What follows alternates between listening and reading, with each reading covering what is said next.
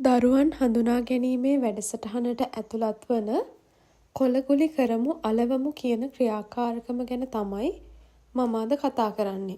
මේ ක්‍රියාකාරකම තුළින් දරුවන්ගේ චාලක කුසලතා කොතෙක් දුරට වර්ධනය වෙලා තියෙනවද කියන එක නිරීක්ෂණය කිරීමක් සිද්ධ වෙනවා.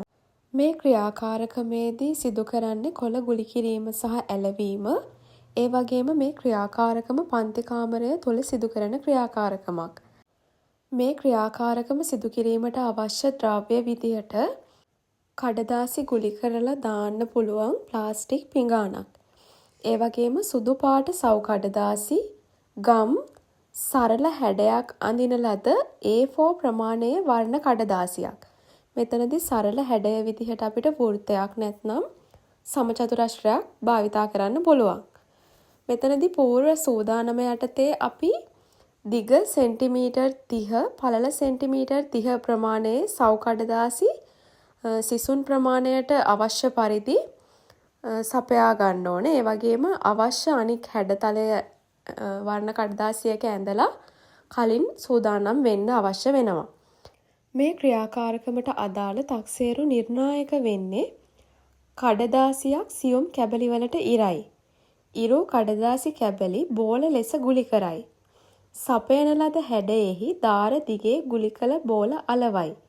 ඒ වගේම රූපයේ නිමාව ගැන සැලකිලිමත් වෙයි කියන නිර්ණායක ගැන තමයි ගුරුවරයා සැලකිලිමත් විය යුතු වෙන්නේ. මේ ක්‍රියාකාරකම සිදු කරන ක්‍රමවේදය පියවර විදිහට සඳහන් කරොත් සෑම සිසුවෙක්ටම සරල හැඩයක් අඳින A4 ප්‍රමාණයේ වර්ණ කඩදාසියක්, ඒ වගේම ගම් සුදු පාට සව් කඩදාසියක් බැගින් ලබා දීලා සව් කඩදාසිය කුඩා කැබලි වලට ඉරණ කැබලි ගුලි වශයෙන් සකස් කරන්න උපදෙස් දිය යුතු වෙනවා.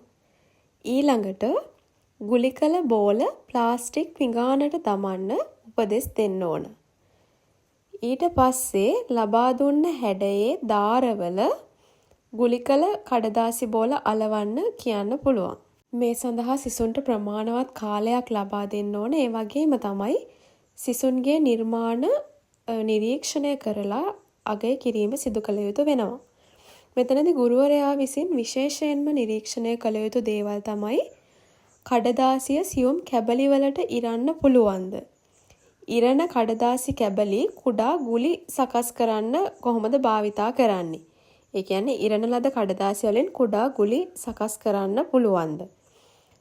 ගුලි කළ බෝල සපයන ලද හැඩය වටා අලවන්න පුළුවන්ද?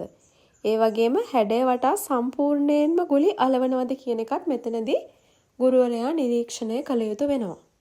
ඉතින් මෙන්න මේ ආකාරයට තමයි කොළ ගුලි කරමු අලවමු කියන ක්‍රියාකාරකම සිදු කිරීමට උපදෙස් ලැබිලා තියෙන්නේ.